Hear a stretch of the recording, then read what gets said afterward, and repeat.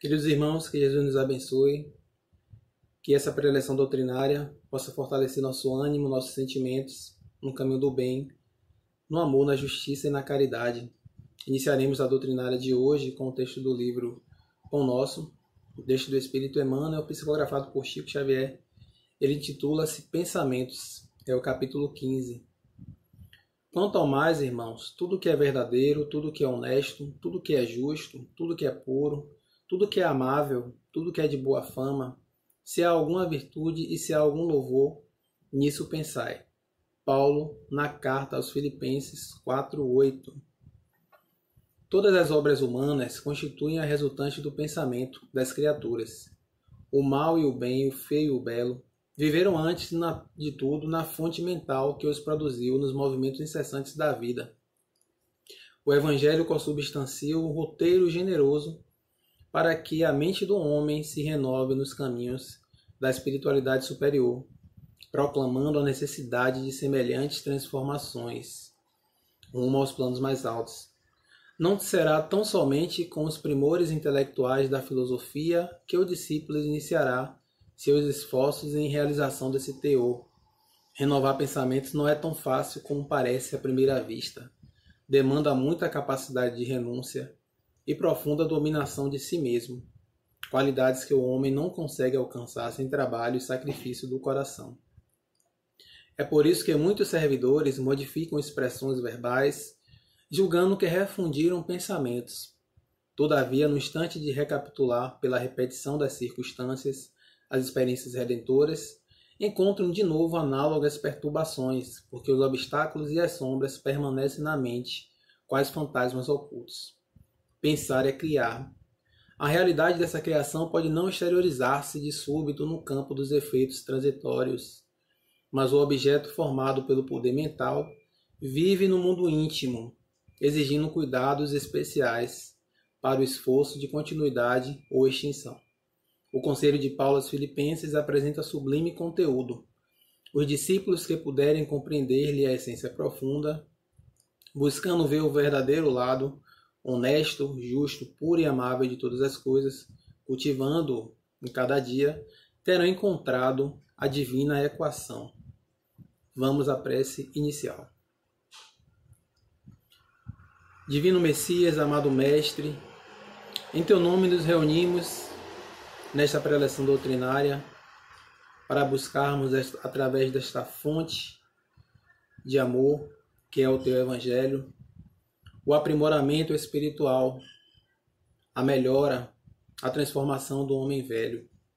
Queremos estender as vibrações dos nossos pensamentos aos irmãos necessitados que possam sentir o acolhimento, a paz e o amor que de Ti emanam e que possamos ser sempre os extensores do Teu amor, do aprendizado que o Senhor nos deixou aqui, quando entre nós, e através desta Tua presença espiritual como nosso guia e mentor deste planeta Terra.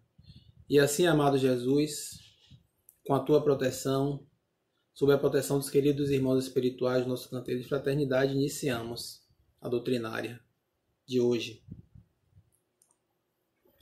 Então, amados, a doutrinária, ela é realizada através do livro Rumo Certo, de Joana e Divaldo. No capítulo 14 do Pão Nosso, no capítulo anterior ao da leitura, Joana nos diz aqui: toda a página escrita tem alma, e o crente necessita auscultar-lhe a natureza. Então, através das leituras e reflexões que são feitas dos livros dessa doutrina maravilhosa, nós buscamos a alma. Qual é a intenção dos autores através das palavras escritas? O que é que está ali direcionado não para a temporariedade da nossa personalidade atual, da nossa experiência transitória encarnada, como encarnados, e sim da alma, ensinamentos que servem para o nosso ser espiritual eterno. A obra espiritual da benfeitora Joana de Ângeles, pela mediunidade do nosso querido Divaldo Pereira, ela é prefaciada pelo Espírito de Verdade. Foi datada de 27 de fevereiro de 78, inspirada no Livro dos Espíritos, no Evangelho segundo o Espiritismo. Correção. Na reflexão de hoje faremos aí um estudo do capítulo 9, Bem-aventurados que são brandos e pacíficos, no item específico Injúrias e Violências. A obra traz uma visão psicoespiritual, fruto de observações e estudos na espiritualidade, analisando as nossas vivências e experiências. Ela vai ensejar a pergunta: que rumo estamos dando à nossa encarnação? E o rumo certo a seguir, que é o título do livro em estudo. E nesse período pandêmico, né, onde nos encontramos aí com possibilidade de mais tempo para repensar a nossa trajetória como seres eternos, se faz então muito conveniente este estudo. Para iniciar, como dito anteriormente, a autora, ou melhor, Emmanuel, nos diz que toda página tem alma. E o que é que a alma de Joana nos quer dizer a partir do início da leitura que foi realizada? Que começa assim: embora nascida nas fontes infelizes da inveja, sem qualquer apoio da verdade, a injúria, a semelhante ácido cruel, atirada à honra, logra produzir dores e amarguras. Vamos lá. Ela então nos dá um nascedouro da injúria. Ela diz que a injúria é nascida das fontes infelizes da inveja. E aí a gente vai buscar duas definições que compõem, dita pela nossa querida irmã, que vão compor o nascedouro, a origem da injúria, que é, ou que são, injustiça, que é aquilo que é injusto, tudo que é contrário ao direito; a inveja, que é o desejo irrefreável de possuir ou gozar o que é de outrem. Logo, a injúria nasce da inveja, que pode ser definida como o desejo de possuir ou gozar algo de outros. Quem inveja possui um desejo frustrado. Logo, a injúria, então, nasce da frustração. Temos, então, o nascedor da injúria. É alguém que está frustrado e que tem um desejo não atendido. Algo no objeto invejado traz uma ressonância de insatisfação, porque aquele objeto ele reflete aquilo que a pessoa está invejando. A obra espiritual da benfeitora Joana de Ângeles, ela está datada lá de 27 de fevereiro, a obra que trabalhamos hoje, fevereiro de 78. Ela está inspirada no Evangelho segundo o Espiritismo e hoje conversaremos do capítulo 9, Bem-aventurados que são brandos e pacíficos, no item Injúrias e Violências. Então essa obra ela traz uma visão psicoespiritual e é também fruto de observações da nossa querida Joana, analisando as nossas vivências e experiências. Ela vai ensejando a pergunta: como anda o nosso roteiro encarnatório? Como anda o nosso roteiro como espírito eterno? E, diante de algumas circunstâncias comuns da nossa vida, ela vai propor o rumo certo. Hoje falaremos de injúrias e violências, buscando esse rumo certo. O título do livro, Rumo Certo, o livro em estudo. Nesse período pandêmico é bem conveniente estudarmos a nossa trajetória e ajustarmos aí o nosso caminho através da bússola do Evangelho, que a gente possa retomar em breve a nossa rotina normal, mas com um olhar diferente de nós, da vida, daqueles e das circunstâncias que nos cercam. Ela vai começar trazendo o nascedouro da injúria. Ela vai dizer lá: embora nascida nas fontes infelizes da inveja, sem qualquer apoio da verdade, a injúria, a semelhança de ácido cruel, atirada à honra, logra produzir dores e amarguras. Então a injúria, ela tem aí como definição, buscada aí formalmente, como injustiça, aquilo que é injusto, tudo que é contrário ao direito. E também, como nossa Joana nos traz, ela nasce da inveja. E qual é a definição de inveja? Desejo irrefreável de possuir ou gozar o que é de outrem. A injúria nasce da inveja. Vamos agora às causas e consequências. A injúria nasce da inveja, que pode ser definida como o desejo de possuir ou gozar algo de outras pessoas. Quem inveja possui um desejo frustrado. A injúria, então, nasce de uma frustração. Aquele objeto invejado, ele possui algo, características, nas quais a pessoa que inveja, ela busca, tem uma frustração porque não tem. Às vezes a gente imagina que uma pessoa tem inveja de posses materiais. No fundo, ela tem inveja, não é exatamente do que constitui o físico, e sim, na verdade, do sucesso que aquela pessoa teve ao conquistar. Então, temos aí a formação da injúria nesses dois aspectos. Quando não consegue destruir, quem lhe padece a invasão indébita faz-se acompanhar de violência. A injúria ela vai ter como consequência, como sequência, se ela não logrou êxito, a violência. E a gente vai então pensar em alguns aspectos dessa violência. Projetar aí a nossa visão para direções diferentes, direções diversas da violência. Atualmente, a psiquiatria estuda, dentre aí vários outros transtornos, o transtorno explosivo intermitente ou TEI. Ele é chamado também da síndrome de Hulk, onde as pessoas têm ataque de fúria de forma intermitente, com alguma frequência, normalmente se irritando de forma desproporcional. E aí a doutora Maria Fernanda Caliani, ela vai dizer, olha só como ela concorda com Joana, né? Chegamos então aqui nessa concordância. Normalmente esses pacientes possuem uma baixa tolerância à frustração. Então a ciência física concordando aí com a ciência espiritual, que nada mais é que uma projeção, são complementares, né? A ciência que o homem ainda não alcançou, a visão, a extensão, nós como espíritas temos, não sei se a palavra é privilégio, mas temos a possibilidade de olhar de uma forma mais profunda e adiante, que Joana então nos traz, a psiquiatria concorda. Também esta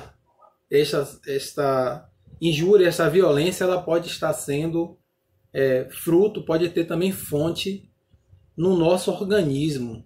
Ela pode ter aí um gatilho em nosso organismo, que dentre as situações que podem estar acontecendo conosco, aí podemos ter a alteração na quantidade de serotonina, que é um neurotransmissor.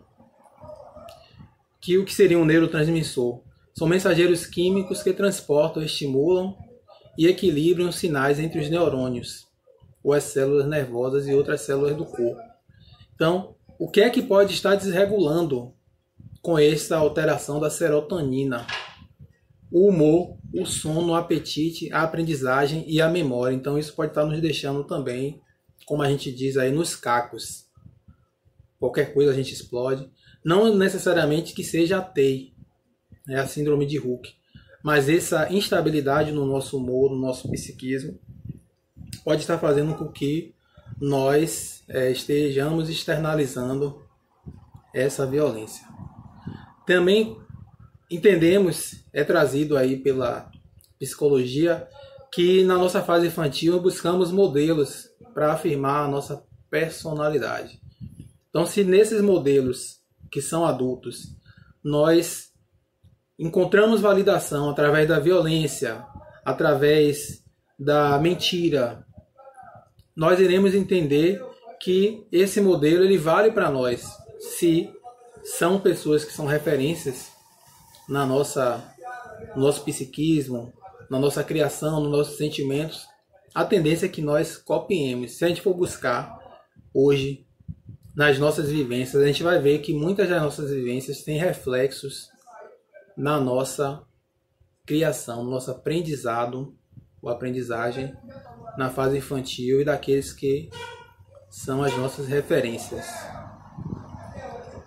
Então nós temos aqui as injúrias e violências que são externalizadas, são trazidas à luz, né? São aquelas expressamente demonstradas.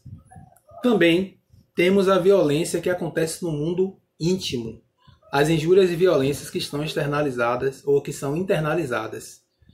E nós, como espíritas, sabemos que o pensamento ele cria, ele vai gerar aí emanações, direcionamento de energias, vibrações que alcançarão aqueles a qual nós pensamos pelo endereço vibratório. Todos nós temos um endereço vibratório. Então, a violência ela pode ser externa, pode ser interna. Um exemplo, quando nós julgamos, preconceituamos alguém, quando nós agimos, mesmo que de forma emocional para com o outro, baseados nos nossos preconceitos e julgamentos, injustiças, nós também estaremos violentando e injuriando outros. De uma forma direta, porque nós espíritas sabemos do alcance que tem.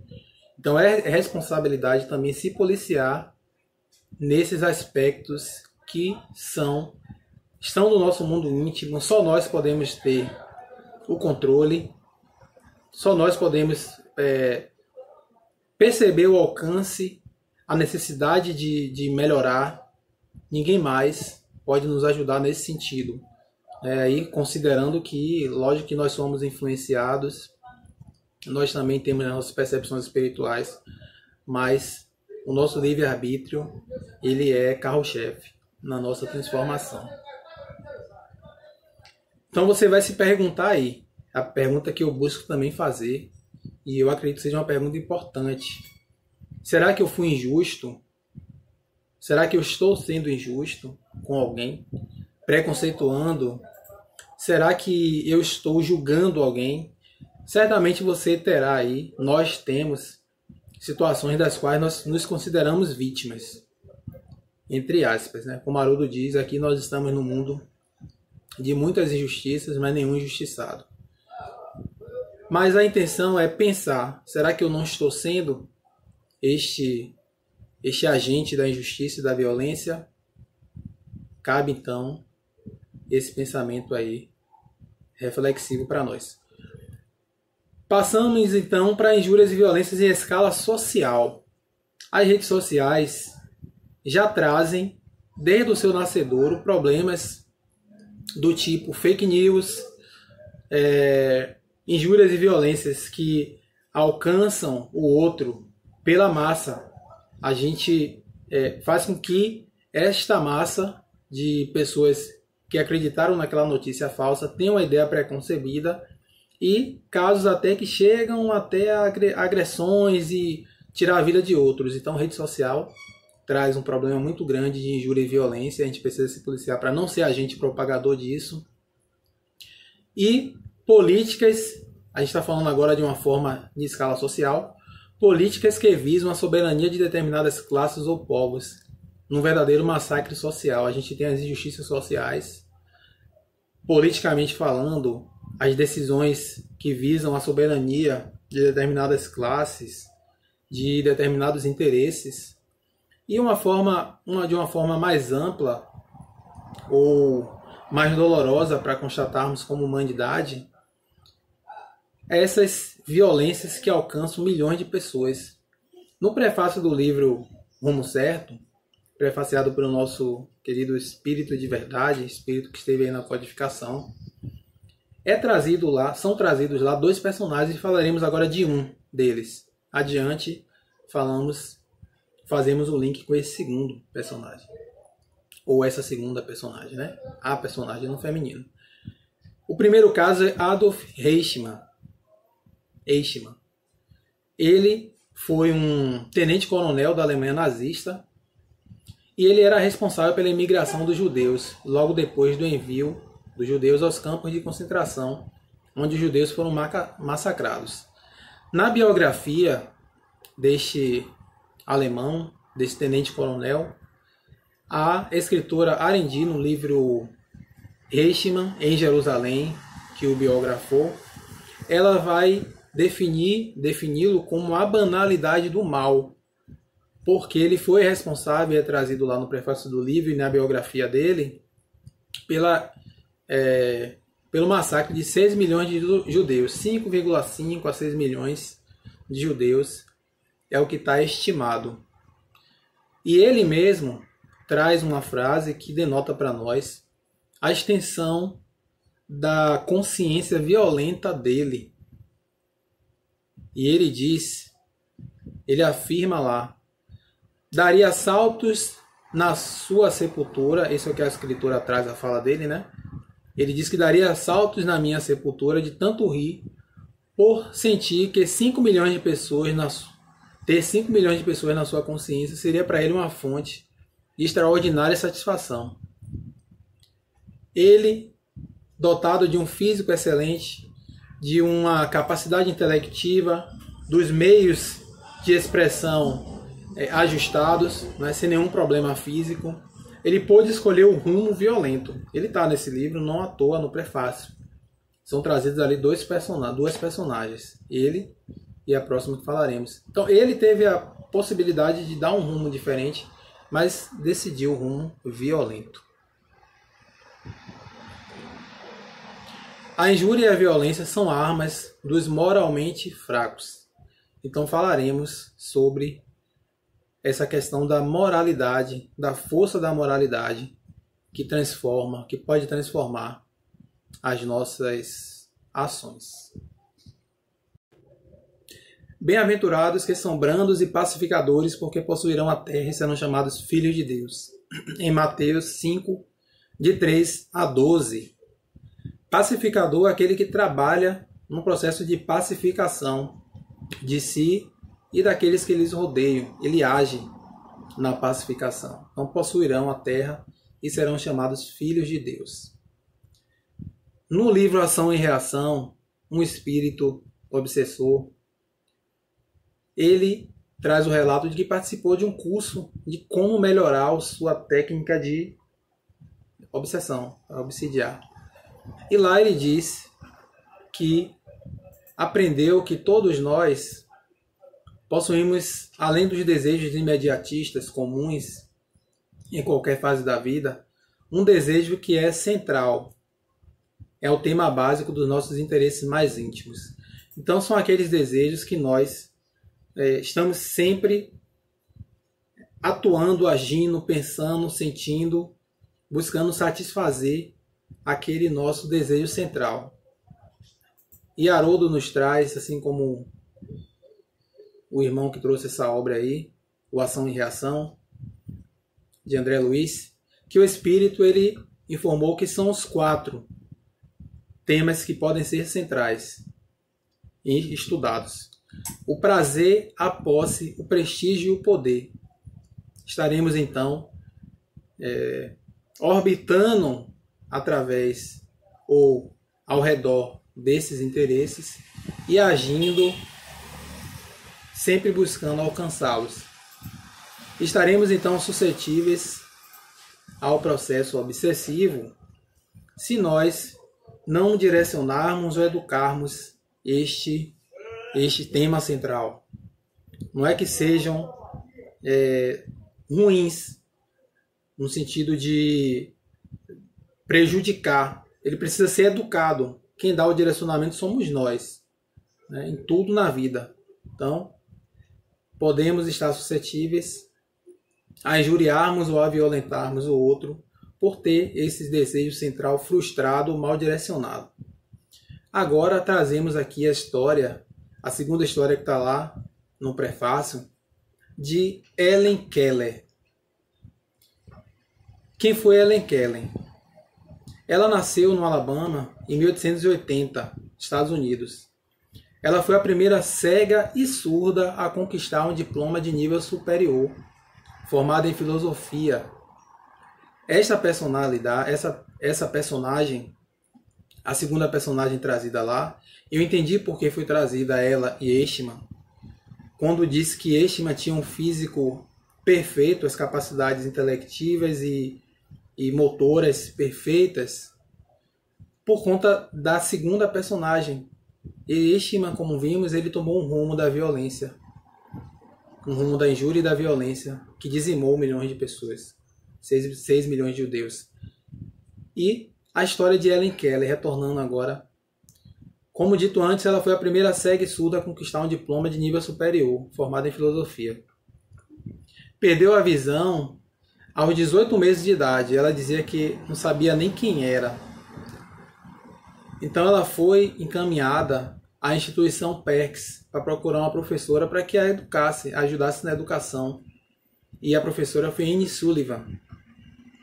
Ela chegou lá quando Ellen tinha 6 anos de idade.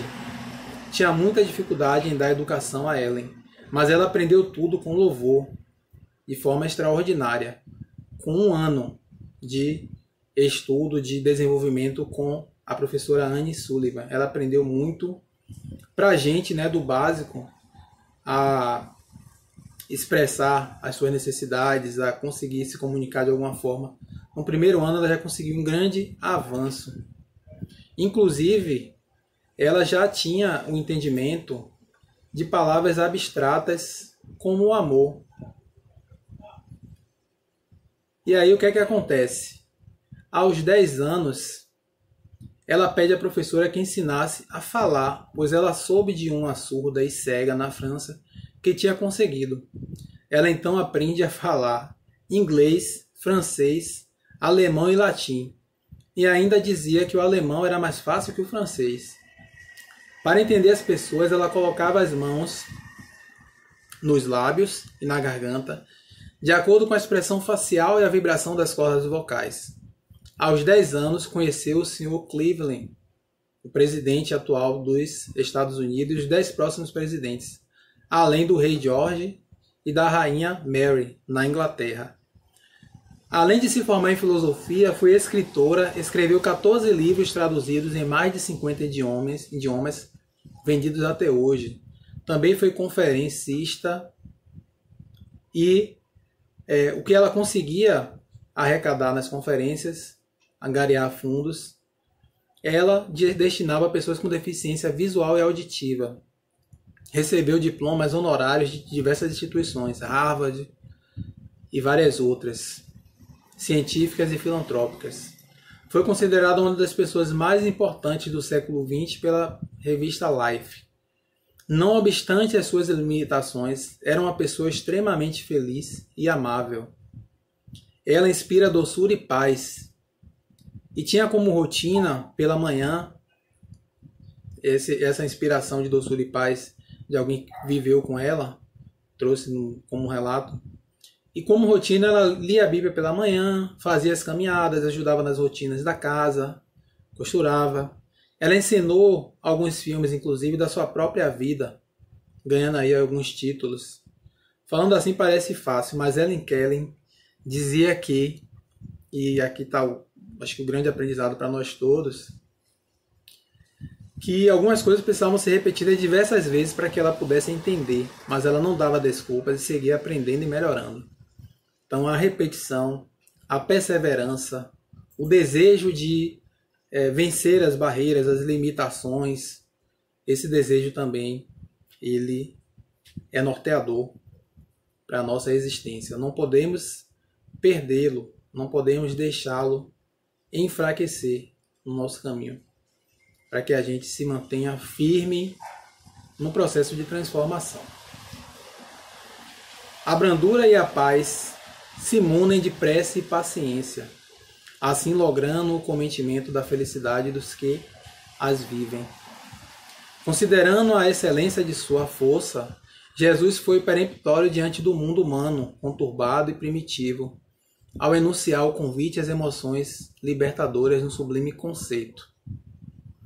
A benevolência para com seus semelhantes, frutos do amor ao próximo, produz a afabilidade e a doçura que lhes são as formas de manifestar-se. está lá o texto, no Evangelho segundo o Espiritismo, no capítulo 9, que a benevolência, ela será então a nossa bandeira para transformar essas atitudes que ainda são injuriosas e violentas. Não ter a visão romântica das coisas, saber que as coisas acontecem da forma que acontecem, mas ter a benevolência e enxergar além, é entender que aquele ser, assim como nós, estamos nesse processo de transformação e que naquele momento ele conseguiu fazer o melhor que ele pôde. Então, ser o benevolente era entender de forma mais ampla os nossos processos e o processo daqueles que nos cercam. Jesus, nosso divino Messias, ele com certeza foi o que mais sofreu as injúrias e violências na história da humanidade. Jesus ele foi tido como um contraventor do sistema político constituído por Roma, como um ser de magias perigosas. Quanto de nós não extinguimos ainda as raízes do extremismo que traz a cegueira e a razão e a intransigência? Quantos de nós estivemos lá, naquele período, maldizendo, injuriando e violentando o Mestre, e ainda hoje trazemos raízes psicológicas e agimos assim, protegidos ainda pelo nosso ego, pelo nosso orgulho, que nos diz que não somos assim, que não agimos assim. Então, tenhamos essa consciência de transformação, esse reconhecimento de transformação. E como Helen Keller, que nós, nem que seja através da repetição sistemática, constante, busquemos ultrapassar essa fase de queda constante. Cada vez caindo menos, aprendendo mais, evoluindo mais. Não há caminho melhor para aqueles que se acham vítimas das injúrias e violências que a prática no bem. Eu tenho para mim um ditado muito forte que diz que a verdade é o melhor advogado que um homem pode ter. Ter a verdade, ser verdadeiro e agir de forma verdadeira, sem se preocupar em defender-se. Claro que em momentos será necessário trazer algum tipo de defesa, mas trabalhar no bem, ser o bem, é o melhor advogado que nós podemos ter. Então vamos passar para a parte agora final da nossa preleção doutrinária, com a música que para mim é um mantra, a transformação do homem. Homenagem também a GEAV, né? Participamos aí de um encontro com a Juventude Espírita, Atanael Velasco, nosso querido canteiro, refletindo São Francisco de Assis, a vida de São Francisco de Assis. Então, para buscar essa sintonia de transformação, a música Oração de São Francisco.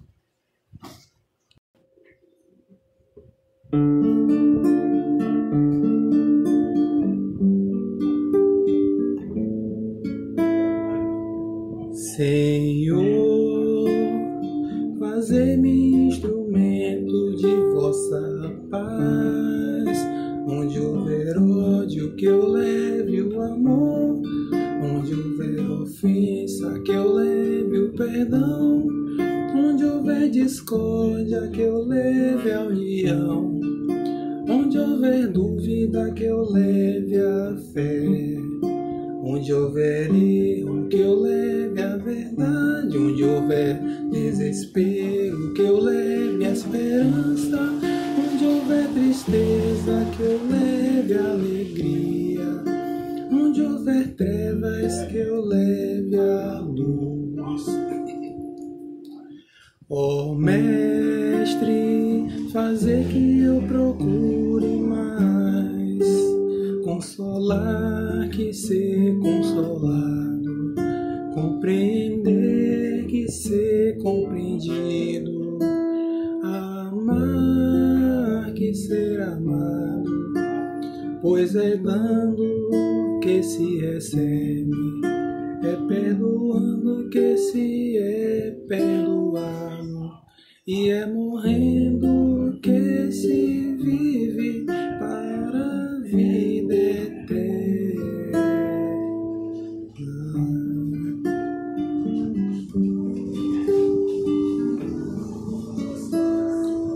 Ó Mestre, fazer que eu procure mais consolar que ser consolado, compreender que ser compreendido, amar que ser amado, pois é dando que se recebe, é perdoando que se é perdoado, e é morrendo que se vive para a vida eterna.